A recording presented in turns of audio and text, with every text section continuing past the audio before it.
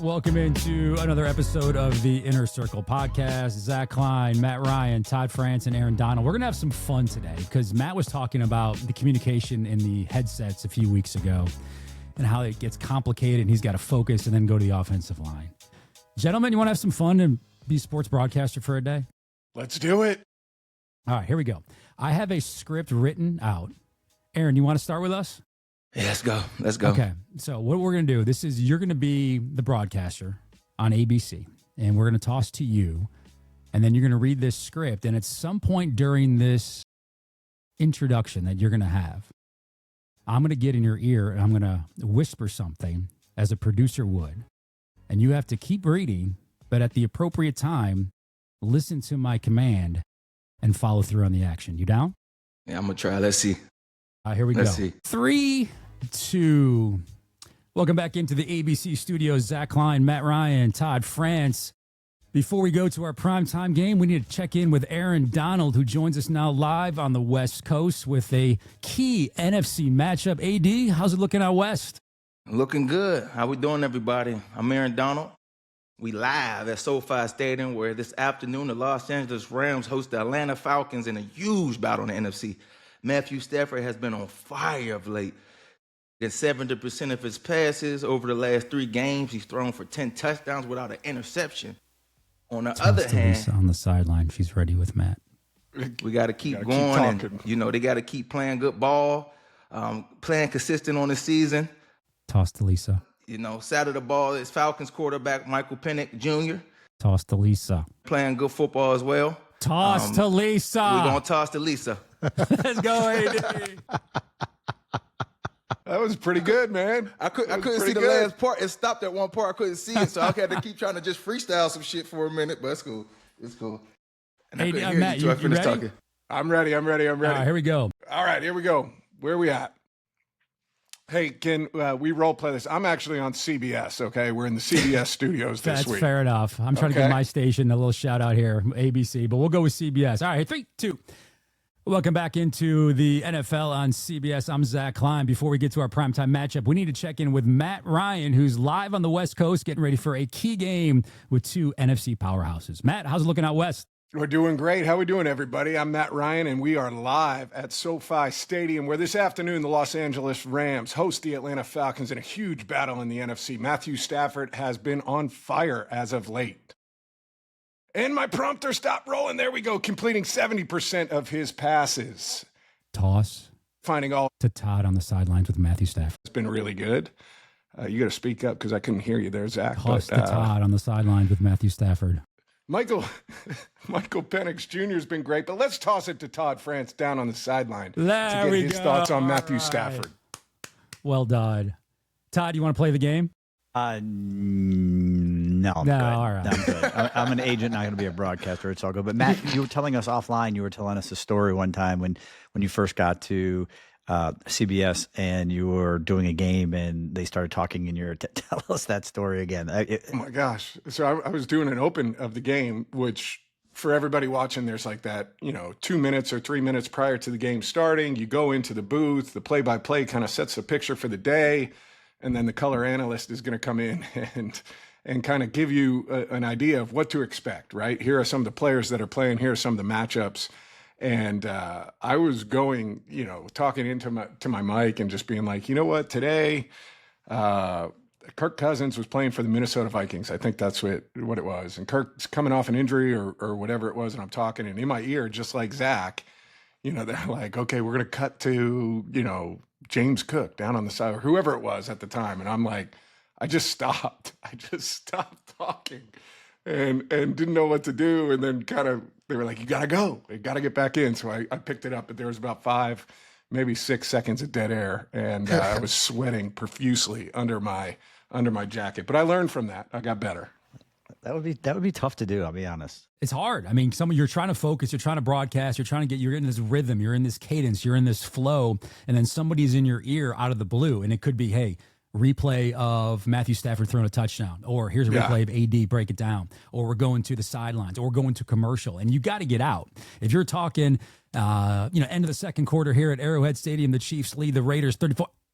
and you don't get out in time. Yeah. And those guys in the trucks are not I think, happy. Zach, you could probably speak to it better than I can, but I think it's really, really difficult when you are reading prompter like that and then somebody comes in, because it's one thing if you're talking. Like, I do very little off the prompter on our show. You know, most of it is, unless we're coming in and out of a segment where there's something you got to hit for, you know, an advertisement or something like that, it might be on prompter. But I do none on prompter. But if you're reading a prompter and getting directions and there's video, it's just, your brain can't comprehend all of it. It's really difficult. I get to watch James Brown do it every week, and he is like the pro of all pros. He's unbelievable at being able to pace and kind of pick up speed or pull back speed and kind of get it to the video that's going. It's impressive to watch people do it really, really well. Did it take you a while to learn the cadence? Well, I guess, you know, in front of the media for so many years, you pick up that 10 to 20 second soundbite, you master that. But on the NFL CBS desk, you need to work with your other co-hosts to get the play in or get the analytical opinion in that short frame.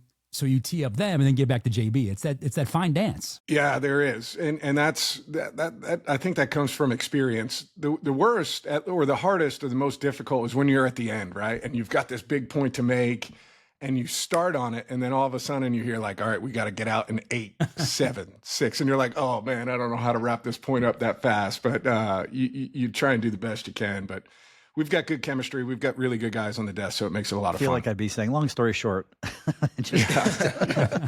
Hey, tip my hat to you guys, man. Y'all got that. Yeah, that's fun. It's fun. You guys, AD, you were great, man. The prompter froze. Excellent. That's part of the deal. You know, somebody's running prompter back in the studio, hoses you. It's a team game, right? You know, offensive line, you need them to complete a play. You need the producers, the directors, everybody else back in the studio to step up as well. So it's a fine, well-tuned machine. If it works, it's great. If not, you get all the credit or all the blame. That kind of seems what happens when you're in front of the camera. Fascinating week, guys, in the NFL. I want to start with Patrick Mahomes in his play versus the Raiders. Here's a clip. It was 4th and 1, first play of the second quarter. Kansas City is on their own 40-yard line. So we're thinking, right, that Mahomes is going to go something to maybe a hard count to try to get the guys offside, and this is what happens. They're going for it on their own 40, on 4th and a foot. Try to draw him offside. It fucking never fucking works, man. Sorry. Mahomes says, Coach, it doesn't there they go. work. He was go faking it. There they go. Got you. You would give it up on that one. You thought for sure it was a draw, didn't you? So he says it never effing works. You heard it clearly. Matt, is this something that you guys actually practice during the week? That ad lib or something like that and trying to draw them offside? Yeah. We never did anything like that. But you know, this is definitely something they practice. Patrick was really good in his post game talking about it. Matt Nagy, their offensive coordinator, had come up with the idea that we were going to do this, go up, give them the hard cadence, do all this stuff, the theatrics that you do to try and get them to jump. And then, you know, just act like you're frustrated. Yeah. Get them to fall asleep. And then you kind of goose it or you give that quick cadence and you go. Really well done. But Patrick was great talking about, you know, his acting skills in the commercials that he does paid off and was able to go out there and get it done. So it was funny. It was fun to watch. AD, like, are you, as a defender guy, are you able to prepare for something like that? Is that something teams actually like think about, that offenses could do that? Or is that not something you guys would ever even think about working on? Well, when you play in Kansas City, you always prepare for the trick plays that they always got some trickery that you prepare for, or you watch film on. If there's teams that you play through the week that might have a cut up or some history of playing, doing some trick plays or has some trick plays through the season, you prepare for it just so you ain't falling asleep on it. But anytime you play Kansas City, you got to prepare for whatever they bring. They do a lot of, you know, BS stuff to make you fall asleep, and then they hike the ball on you or something like that. So, you know, you always got to be ready. That's just a part of the game. Got to be ready. So, do you ever have the ability to ad lib a call like that? Because if it's me and I'm the quarterback, I'm trying to work in a marketing deal at the line. So I'd be something like AP Royal Oak, you know, Rolex Daytona, Daytona, or something like that. And then next thing you know, it goes viral, and AP and Rolex are sending you some watches. We had do you guys remember, we played I think it was a Sunday night game or a Monday night game. We were playing the Eagles, and we had Julio Jones. We hit a screen to him on like 4th down, and he goes for the touchdown at the end of the game. And our check at the time, like all of our screens were names of beers, right? For whatever reason, that's how we categorized it. And that check was Stella. So I'm on the mic being like, Stella, Stella, Stella. Set hut, boom, we throw it and he goes and he scores. And I end up going and doing an interview on Monday or Tuesday. I think it was with Dan Patrick. I was doing the Dan Patrick show Monday or Tuesday after the game. And they had the audio just like we do on the show, and he's talking about it. And I was like, yeah, man, all our stuff is beers and would love to get some Stella. And next thing I know, Stella Artois, shout out to them. They sent a bunch of the chalices. They sent a bunch of beer to the house. I got a ton of that from them. So that was the only time I got anything sent to me as a result. The next week, Ferrari. Yeah, that's right. You go through the cars. That's right. Except that he had a Mercedes deal, but yeah. It helps when the stadium's named that, right? You don't need any help then. Is there a limitation on what you can do? I mean, in terms of going to the line, can you try to have fun with it like Mahomes did?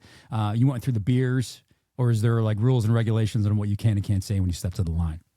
Well, typically your checks are not F-bombs. Like that would be like a good place to start. Obviously, you don't have anything offensive, but no, I mean, there's really no rules or regulations to what you can use for code words and stuff like that. We just always did stuff that categorized and kept everything in the same family, right? So it was a reminder, one extra reminder to everybody of what was coming. But it was just stuff that was easy to remember and that hit the brain quickly so you knew what to do. There was some chatter after the game in the Vikings contest. TJ Hockenson, their talented tight end, was furious, guys, after that fourth quarter touchdown was overturned by the Eagles. This is what he had to say afterwards about the communication that he was having with the referees on the field and what happened in New York when they overturned it. And then I'm going to butt that up with some sound that Baker Mayfield had after the Monday night game against Detroit, where he was furious with the officiating in that game and a few reverse calls. So I want to get your take on what they had to say and also your interaction with referees when you guys were playing in a tough situation. Here's TJ first. I don't understand. I don't obviously understand the catch rule at this point. They got to figure it out. It's, New York can't call in and say that it's not a catch when every other ref out there says it is. I mean, that's all it is to it. Third down defensive holding call that wasn't called, and also still pretty damn confused about the double review. A lot of things in that game that a little questionable, but a lot of frustration at the end of that. And it might be displaced onto John Hussey in the moment, but I work my ass off and I put a lot into this game. So when things that I don't seem are deemed fair, I'm going to let somebody know, and that's good, bad, and different. Let's go back to the TJ play first, AD. If that's Travis Kelce, many people thought that's a catch. Does star power, star name, star recognition, do you think, play into some decisions on what referees call or don't? I hope not. I wouldn't say that. Yeah, I thought it was a catch, though. I did think it was a catch. I wouldn't say refs for star powers towards that point, but I do think certain guys, sometimes get away with certain calls because of who they are. Not, a little lenient to it. But I did think that was a catch, man. And I don't know. I don't see why it wasn't a catch. I felt like he had control of the ball. I know it touched he said it touched the ground or whatever they were saying, but I felt like he controlled the ball for the most part. So I don't know. But I wouldn't say that the refs is out there. If it was Travis Kelce catching the ball, they're going to change that call because who it is. That not at all. I hope not, but I wouldn't say that. So. Yeah, no, there's no way, right? Like, Yeah. The league, for all the frustration that we might have with officials, I do think the league, they do let's start with this, right? Like, it's really difficult to be an official, to be a referee, to be a back judge, to be any of these things. Because if anybody's ever gone to a game and just stood on the sidelines pregame, right? Like, Todd, you've done that. Zach, you've done that. AD, we've been out there. And you see how fast guys are moving, Fast as right? And hell. how big everybody is and just the number of moving parts. Like, it's a really difficult job. And I think as players, we all have a lot of respect for, what the officials are doing out there and how difficult their job is. I think the frustration becomes when it does become replay, right? And they have the opportunity to go. And like you, AD, I find that one difficult to see anything that's conclusive to be able to change that call, Yeah, right? facts. To be able to overturn it. But there's no way, right? Like I think as players, there's no way that call's getting changed regardless of who the player is, at least in my opinion. Yeah, and one thing they might do, they might, after the game, sometimes they might turn that play back into the league and get an opinion about it. And sometimes they might come back and be like, that was a bad call, that was a catch, or that shouldn't have been a flag, and it's no repercussions. It's just that was a bad call, and that's what it is. So it is what it is. Yeah, just to dive into that a little bit more for people listening and watching, like every week, coaching staffs turn in plays to the league, right, from the game that either should have been called, weren't called, were called incorrectly. Yeah. We feel like we're incorrect or whatever, and they tag them and they give our reasoning. And then there's a response, like AD is saying. Every week it comes back, and you get notified as a player. Like he might get, told on Wednesday, we sent it into the league. It came back. They said it was a catch, but like, there's nothing you can do with it post-mortem, right? Like it's done. You don't get that one back. And so it's frustrating. It's definitely frustrating as a player. And then I think that leads into like Baker's comments afterwards, right? Like you work all week. And the thing I thought he said that was really interesting was that it wasn't personal to John Hussey, who was the referee in that game, right? It was just the frustration of putting all that work in and then not understanding how that call, and then it's taken out on John Hussey. Yeah. It's not anything personal with those guys. Todd, if a player, one of the great things about the NFL for the players, and we understand as a media member completely, is the 10-minute cooling off period, because there's so much emotion, as Matt was just saying, and AD after a game that you're fired up, and especially in a tight loss, and how that can transcend into your public comments afterwards. So you have a 10-minute cooling off period. If they are not cooled off, Todd, and they criticize officials, can they get fined? Do they get fined? And if so, what's that range financially? I'll answer that, but real quick, going back to your point where they, Matt, where they go back and reevaluate the plays and all that stuff. You can do that also from an agent perspective on players who make plays. Like if it's a sack or a tackle for loss or a half a sack where a guy wants to appeal it. I do those all the time, and every Wednesday they review it and then we get it back. Now it's very difficult, to get it overturned or changed, and they'll give their reason why, because, number 99 was there first. He had him in control, whatever it may be. Mm-hmm. But we do that also. But to answer your question, Zach, hold on. I want to follow up on that. I was going to, let me follow up on that too. God, I didn't know. I thought it was just a comment. Hold on. How often was AD texting you from the locker room immediately after? Dude, they miss at least 4 half sacks right there. I should get credit for those. AD, you want to answer that? No, it was a couple times. I ain't gonna lie. There was a few times. I know. I'm gonna tell you one, and my bad. Clay Matthews, right? We was playing the Steelers 2019, and they backed up. Quick win. Got the safety. I grabbed them, and I'm taking them down, and Clay Matthews just dives on top of them. They gave me a half sack. I'm playing in my hometown city where I'm in the stadium I used to play in college. That's my safety. That's my sack. Like, how the hell they give me a half? We turned that in. They came back. Oh, Aaron, that's your full safety sack. I remember Clay Matthew talking about, bro, they took that sack away from me. I'm like, oh, for real? I ain't had no. That's messed up, man. For real. Hey, he came to me. He said, hey, bro, they took that sack away from me. They took my half a sack. I'm like, oh, for real? I ain't know, bro. What? For real? That's crazy. It be like that sometimes, man. It be like that. So it is what it is. That's funny. I had about 2-3 of those in my career.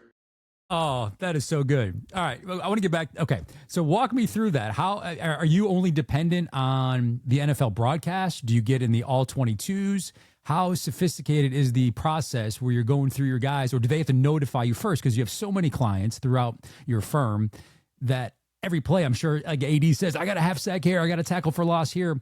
When do you go, all right, that's legit, and how do you then break down what film to use to send to the league? Walk me through that process. No question. First of all, the players are well aware, so they're making me aware of, hey, in the second quarter, I had a tackle for loss, and I said, well, can you send me the clip? Because they all watch the film, so they have it broken down, like clip number 22 with this much time left or whatever it is. So we look at it, and then we write the rationale as to why we watch it and rewatch it and over and over and over. And then send it it's all over email, and send it into the Elias, the stat company, and then boom, they look at it, review it, and get back to us. And like I said, very rare to change it, but we have gotten some overturned for sure. It's all defensive guys, man. Selfish defensive players who want to pad their stats. Like, this stuff never happens on the offensive side. Now, you hear it. We heard what Baker say. Man, we work fucking hard for this, man. We put time in for this. We want to, you know what I mean? You know what I mean? So, but yeah, Aaron was not one of the worst for sure. No, because most of his I wasn't all the time with it. No. Are we going to name names? Yeah, let's name names, Todd. No one's listening to this podcast. Listen, it's the four of us. The names are left off to protect the innocent. So there you go. We're not going to go there. And as far as a fine and a player getting fined or can they hold up real quick. Is it? What about offense? What kind of things could they challenge? I don't yards, like sacks given up, right? Or pressure. I don't even know. I mean, then you're getting into like PFF type stats. I don't recall doing anything on the offensive side of the ball. Just curious. Yeah. All right. As for the fines, walk me through that. And if someone publicly speaks negatively about an NFL official, so it falls under the conduct policy, and so technically, a player could get fined or even suspended for conduct detrimental by the league and or by the club at their discretion, depending on the discipline. Again, if it's a suspension, for example, the guarantees of a guy's contract could get voided. Now, it's rare to go even close to that level. For something like that to happen, the conduct would have to be something like, as an example, looking back at Antonio Brown, if you remember that, when he was with the Raiders and he had all these different things going on. And then they finally said, we're suspending you and we are going to release you. And we are, because of the conduct policy and conduct detrimental, and he had 30 million wiped out. And then they, obviously released him and they didn't have to pay the 30 million. And so, I mean, I think he appealed it and all that, and I don't believe they won it either. So, there is a strong, as these guys, Aaron and Matt know, just like there's a uniform policy, there's a conduct policy, there's policies for everything. You get on that podium, you shred a ref, you have the chance to definitely get fined. And again, they're going to look at, what the level it was and how egregious it was, how many times does this guy do it. There's different factors, I'm sure, that they look into, and then they come up with their magical number and fine you. Neither of those statements, though, is going to get fined, right? Like that's not too bad. I think it has to be.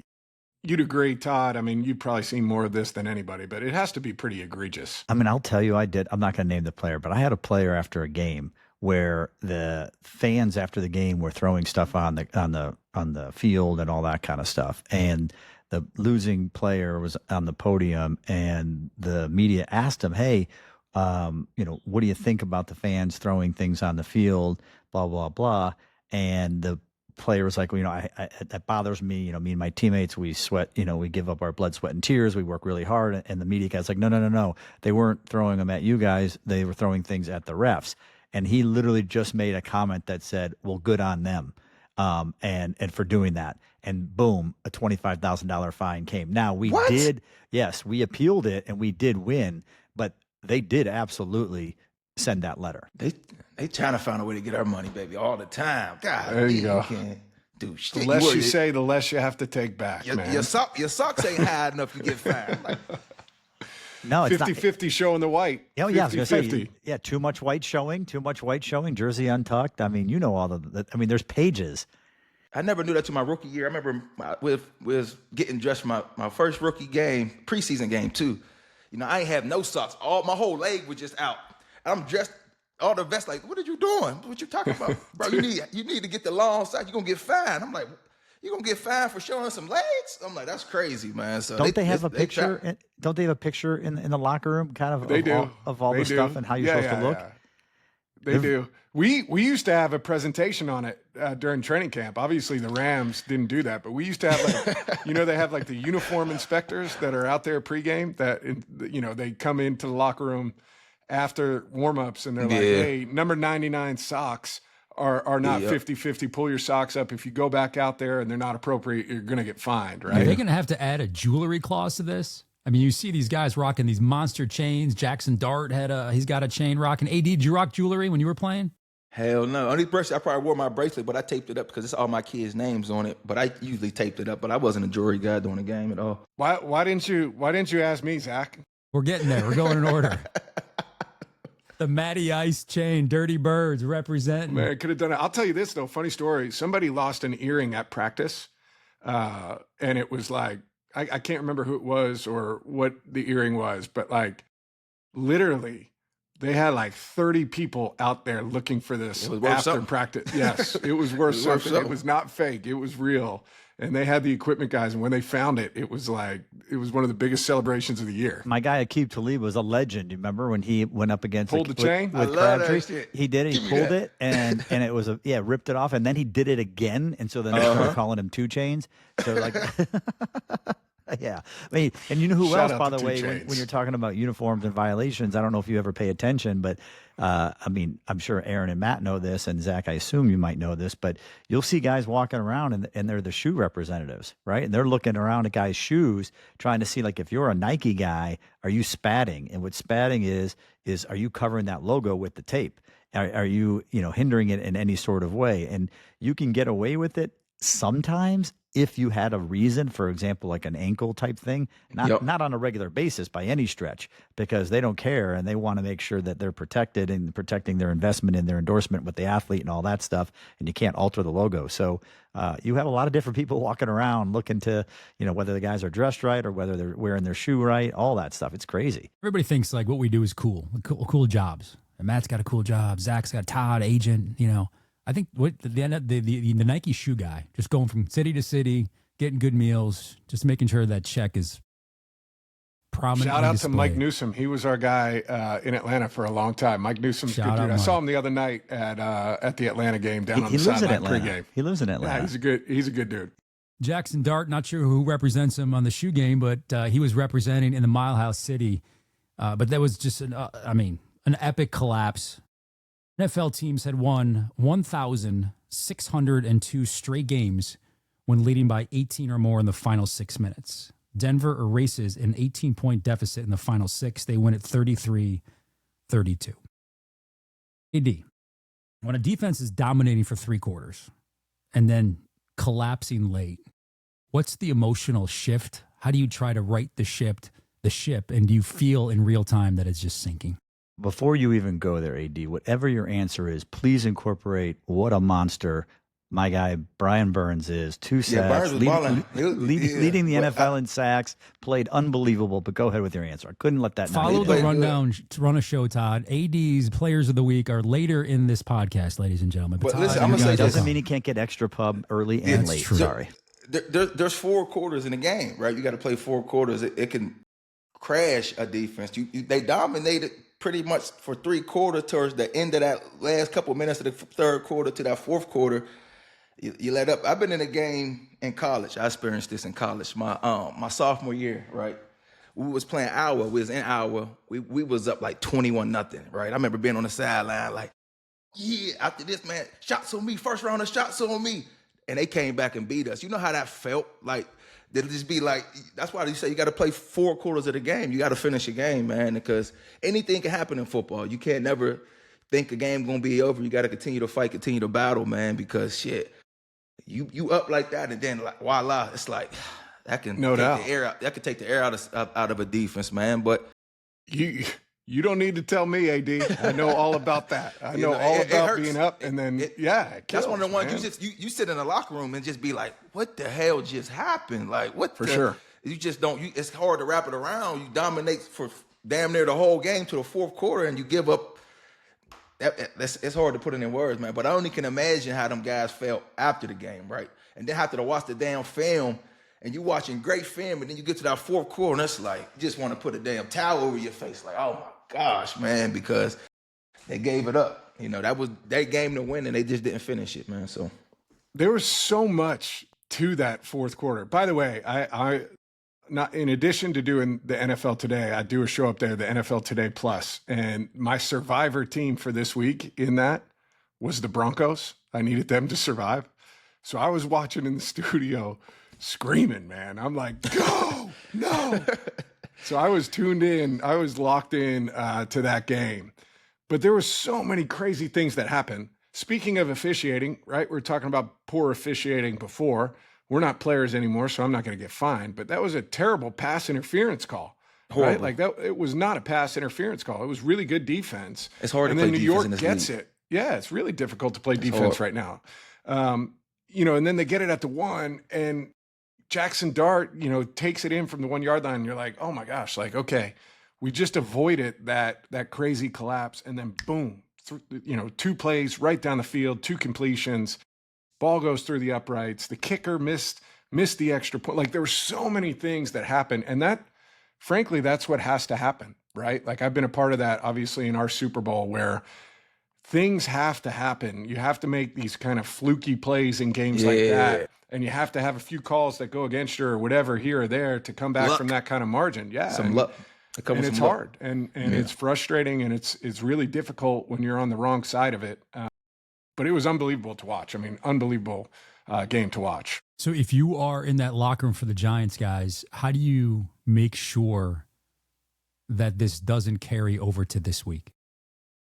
It seems hard to flush.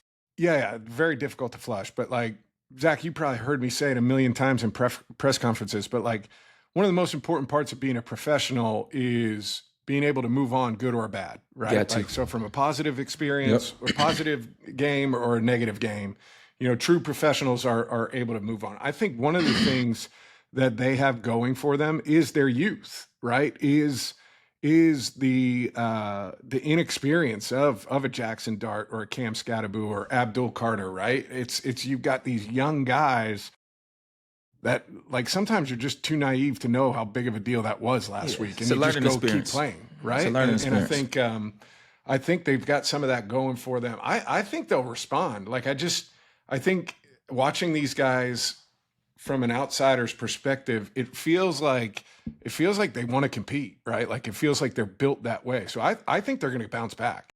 They play with confidence. They got confidence, and they know they should have won that game. It just, they didn't finish it, and that's one of them ones you be like, we should have won it. That's on us, right? So they know they're going to keep working. They got a bunch of young dogs on there, a bunch of guys that they play with a lot of confidence. I think they're going to be fine, man. But you never want to lose like that. Not at all. But it's a part of the game. That's the NFL. You just never know. Just never know. It was an emotional weekend. Demaryius Bebe Thomas. I got to cover him when he was at Georgia Tech. He was a client and a great friend of Todd France. Was a dominant wide receiver in the NFL, and he was now in the Ring of Honor for the Denver Broncos, right next to his great friend, Peyton Manning. Todd, when I say Bebe Thomas, what's the first thing that you think of? I mean, there's just not one word that could describe him. He was an incredible person. He literally, like, the most loving, kind, literally just the best smile. It was contagious, a warm guy. Definitely not just a client, but a friend. It still shocks me to think about it. Like, this December is 4 years. I still wear my DT One Love 88 bracelet. I've had it on from the beginning until now, and I don't ever see myself taking it off. Again, incredible memories. He used to come to the office because he was a Georgia Tech guy. He lived in Atlanta a lot. So he would come to Atlanta, and he would always come to the office. He would literally just hang in the office, go in people's offices, mess around. He was just a really, really warm guy. I remember I signed him out of Georgia Tech, crazy.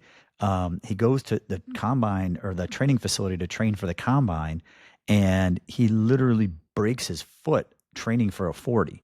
It was like the disastrous thing. And when he came out of Georgia Tech, people already thought he wasn't a receiver. They thought he was a tight end because he was so big and thick. And so speed and all that was going to be a huge deal for us during the process. So luckily, he goes to the combine, he's on crutches and whatever, but we were able to get clearance for some small movement type of things. And I created our own pro day, our own special pro day a week before the draft at a high school here in Atlanta.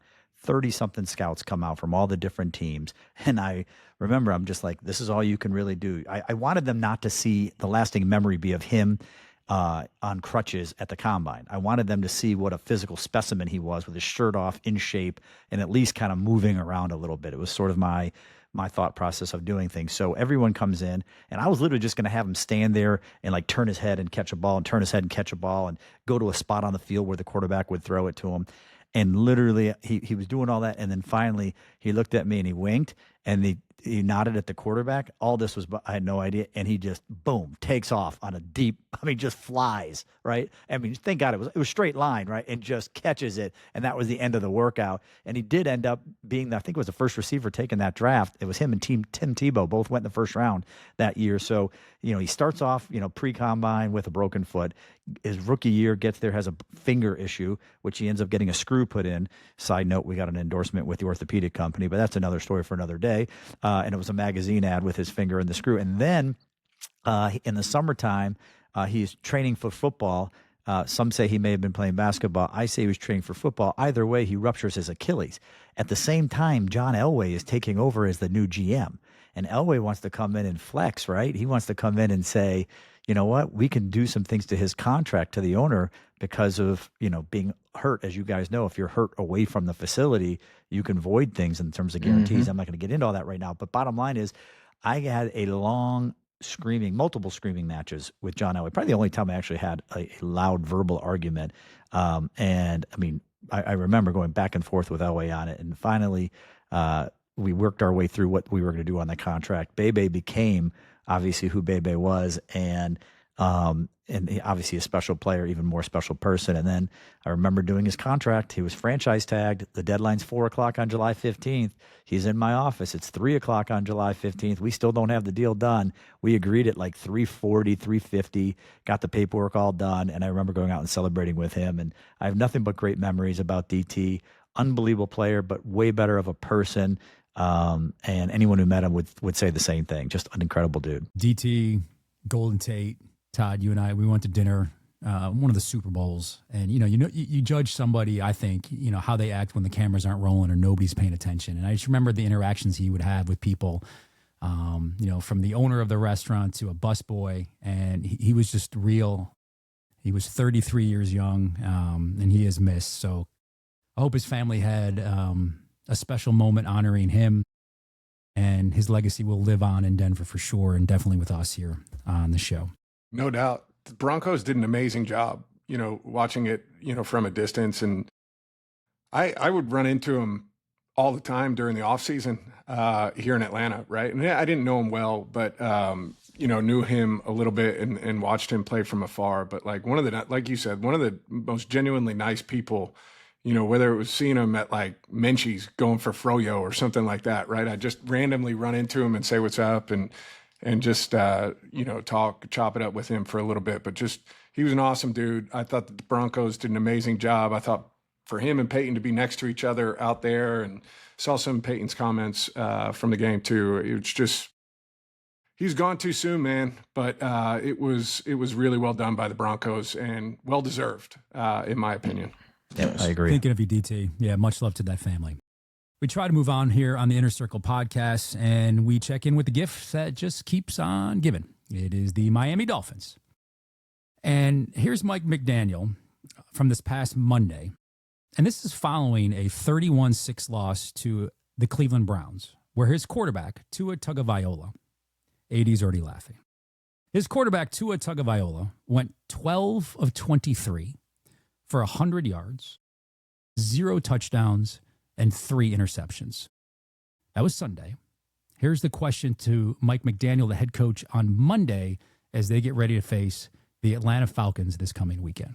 Since Tua leads the league in interceptions, I guess we probably should ask you, will he take all the first-team practice snaps this week, and will he be your starter for the next several weeks, barring injury? Yeah, he's going to take the snaps this week, and he's going to be our starter this week, and my expectation is that we don't throw 10 picks. Sheesh. That's 6 picks in 2 weeks too, by the way. Yeah. Damn, man. Where do we want to start? Like, does he know where he's do gone? we start? Is that why he's saying this? I can't fathom your head coach, Matt, saying, yeah, Matt's our starter. I'm just hoping Matt doesn't throw 10 interceptions. I mean, what does it do to Tua? What does it do to the team?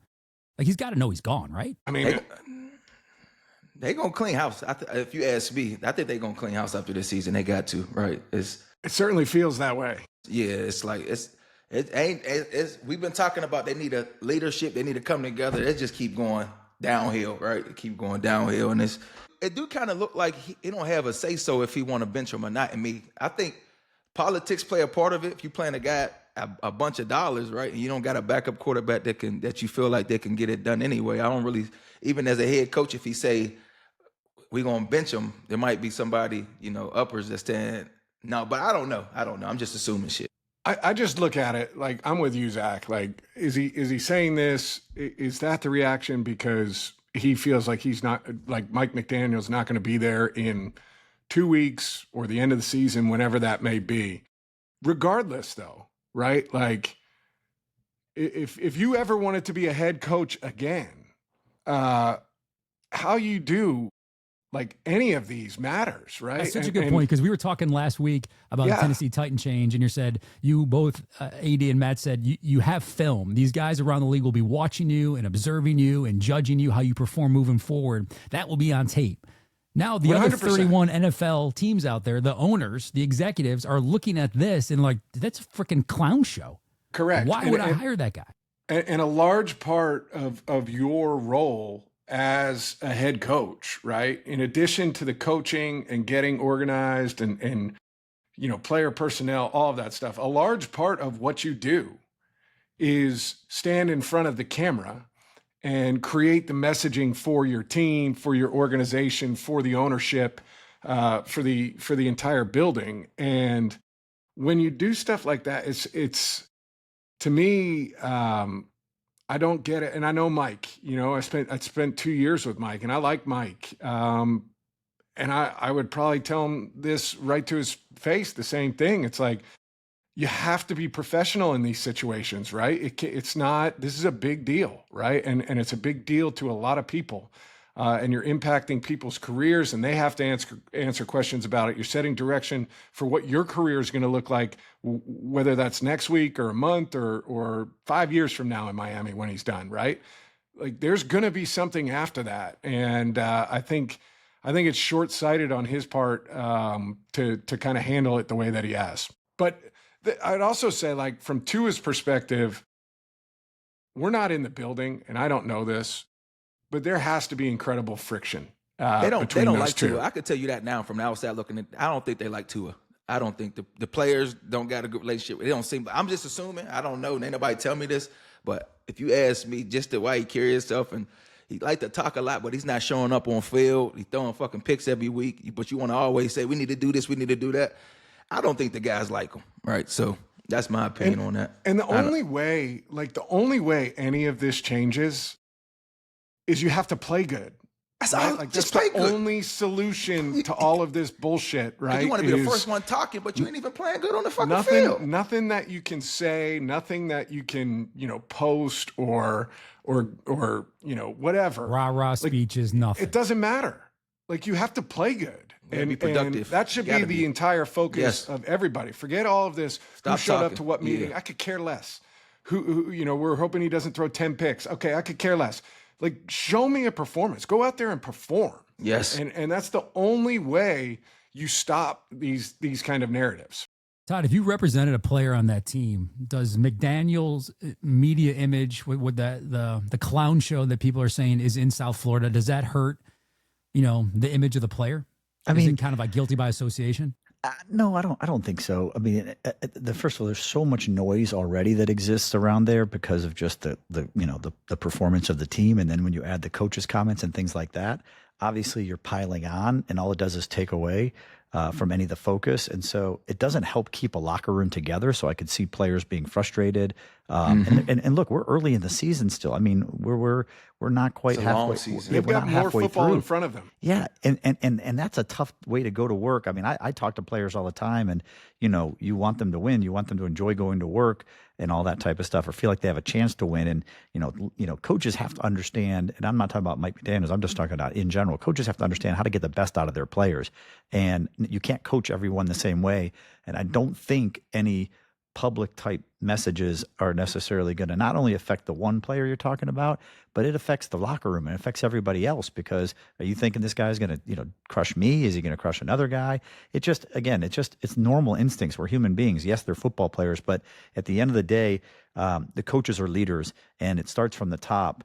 and it funnels down, and whatever they're doing is going to trickle down and impact everybody else below. And so it's tough. I don't actually have a Dolphin player right now, which is weird, but that's a good thing right now. It's a great thing. I'm thrilled that I don't have to deal with that. Are you kidding me? I got enough other things I got to deal with. I got plenty of guys on other teams. We got things going on. So I was like, hey, Todd, get me out of here. Get me out of here. Oh, those calls will be happening for sure. Agents are having those conversations with players all the time for sure. And then that's tough because if you're dealing with a coach that's on a hot seat, or you're dealing with a GM that's, people are going to question them, and the team's not winning, and you got a quarterback, and the people have question marks, and there's a big contract there. Like, you got to be real careful with how you handle all that whole thing on both sides. Everyone does. Got to have a plan. AD brings up a great point. We got the trade deadline coming, November 4th. Is the phone ringing to you? How does this work? And if you did have a player on the Dolphins, are you trying to get them out of there? Walk me through what the next 2-3 weeks will look like for you and your agency as the NFL trade deadline approaches. I mean, look, yes, any good agent is constantly communicating with teams, and you're checking in on your players, and you're trying to be proactive, right? You're trying to pay attention to, let's say there's a team like Miami and you have players on there, and let's say they have no more guaranteed money on a contract. That might be a guy that the team might be wanting to unload. Do you want to be unloaded yourself? And what does your player want to do? And we talked about it on a previous show. The grass isn't always greener. So you got to make you got to have an understanding and make a decision on what you're wanting. But you're also trying to talk to the media people. You're trying to talk to the reputable national media guys to see, what are they hearing? What rumblings are they hearing? You got to follow rumors, and you got to know what's going on, and you got to understand the landscape of what's going on. And the biggest thing that I like to do is I like to communicate with the GM on the front end and tell him, hey, look, I'm hearing this. They can deny it all they want, and most of them do. I always like to say, look, whether you change your mind or you keep it this way, whatever you decide to do, who knows if someone calls, work with me on the front end. And the reason I want them to do that is because if they don't, then my guy could just be shipped anywhere, and it might be to a situation, let's just say he's a receiver and they're shipping him to a team that doesn't have a quarterback. I don't want that. That's not going to be good for his production. So I tell the team on the front end, work with me. I'll work with you. And I remind the teams, you have a good relationship with me. I'm not going to throw you under the bus if something doesn't happen, right? Because that's the reason they don't want the agent to know, because if it doesn't happen, they don't want their player thinking they were being shopped. And I have a story because I literally told John Elway this story. I told John Elway about a certain player. It was Aqib Talib, actually, and it ties into AD because that was the end result. But I told Elway, don't ship Aqib unless you talk to me. Don't. Work with me. He promised and all this kind of stuff. Next thing you know, I get a call from another GM. I won't name his name. And he calls me and said, hey, Todd, we just traded for Aqib. And I said, oh, I can't believe you did that. I told Elway that's not going to work.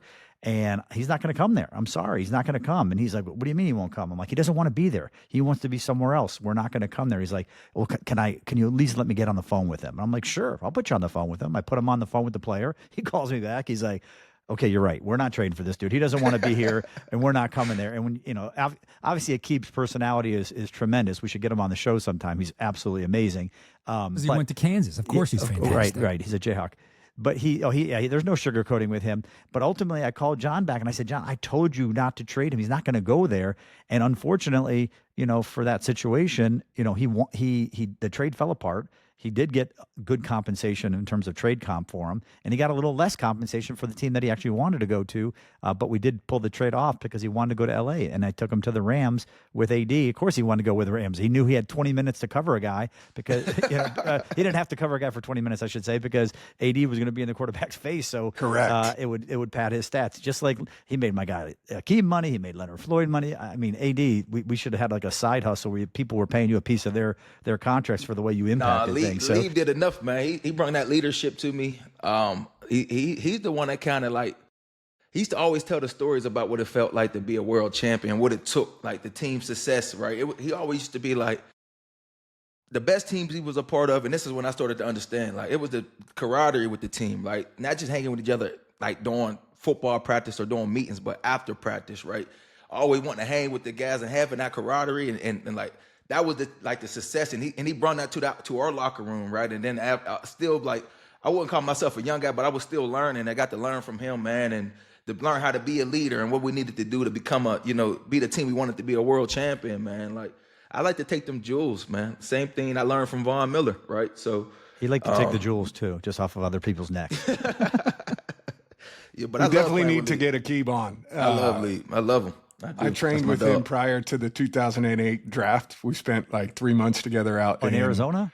Out in Arizona. He's a beauty. We had a ton of fun. And then I played against a bunch when he was in Tampa.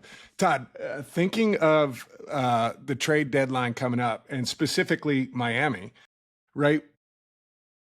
Like, who's going to be making decisions for Miami? Because if you've got a coaching staff that might not be there, and you've got a front office and a GM that might not be there, they're going to clean house for sure. Where, like, in your experience of dealing with them in situations like this, you know, where does the decision-making come from? Is there somebody that's, you know, outside of those two spots in the organization that's saying, okay, hey, we're going to do nothing because we don't know who the new staff or who the new GM is going to want, or are we just going to clear house and create as much space? Like, have you had experience with situations like this at the trade deadline? Yeah, I mean, look, different teams, different philosophies, different situations. I mean, how involved is the owner, right? And so do they have a trusted, you know, third-party source that they use outside that they consult with, that they can be talking to, and not as much rely on what the GM or the coaching staff says? Or does he still trust them and say, this is what we're going to do because he agrees and has an input on it? There's other teams, you know, I remember a team that had my player, and he was up after that year. There was no reason they were going to, and he was a big-time name guy, and they were not going to keep him at the end of the season, but the owner wouldn't trade him because they felt it was sending a message to the fans that they were giving up and that no one's going to come to games anymore. So they felt like, no, we can't do that. And that was the decision of that owner. So everyone's got different philosophies, different processes, and who they trust and all that. But it's definitely, you know, a confusing situation because, to your point, you know, am I going to listen to the very people I'm getting ready to move on from, if that's even the case? And none of us really even know what they're doing there. No, it's all speculation. 100%. They all might be there and forever. I don't know. But in that type of a hypothetical situation, it's a tough thing to decide who you're going to rely on. What's that? AD doesn't seem to think so. You keep losing, people lose jobs, man. We all know that. Let's not sugarcoat it. They're going to clean house. You know, and I wish they wouldn't. And I'm not wishing, you know, I wish nothing but success for them, but you got to win in this league, man. That's a part of it. You know, you losing. Owners want to make money too. You can't make money losing. You know, you need to fill them seats in teams. Fans want to come watch people score points and win games. You don't want to see you throwing 3 picks, 0 touchdowns, and losing every damn week. You know, now you start losing money. That's not what these owners want.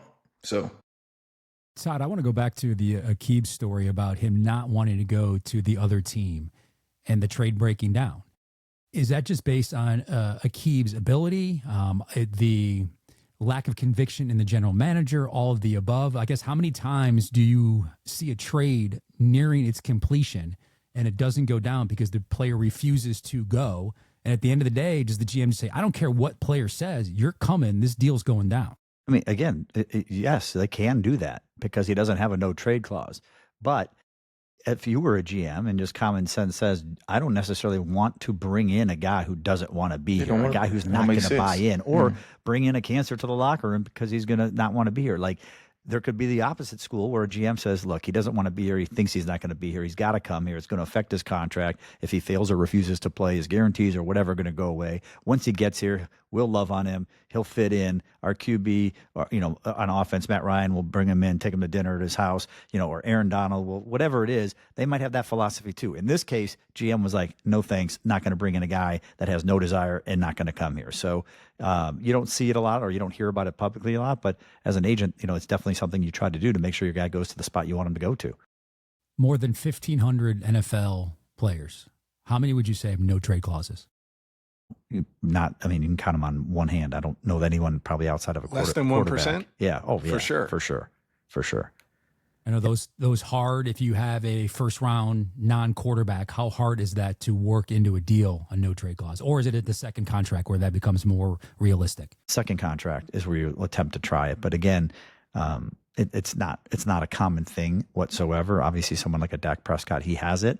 But not all quarterbacks have it, and that wasn't a plug. It's out there publicly. But again, I feel it's a strong thing to have, but at the same time, I kind of feel like I have my own no trade clause by being strong and how to play it with the team that we'd be trading to if I didn't want to go there. Correct. Like, just being candid, I don't think I ever had one, a no trade clause in the contract. But as we discussed it, player to agent, right? It was, well, effectively you do, right? And so we don't need it in the language, but effectively we feel like we do. And so, I think that in your situation too, right? In your situation, we worked through it and we picked the teams we wanted to talk to or not. Absolutely. Yep. Absolutely. AD, it's time to make some noise. I want your players of the week. Who represented in your world? Who's getting some love from Aaron Donald? Talk to me.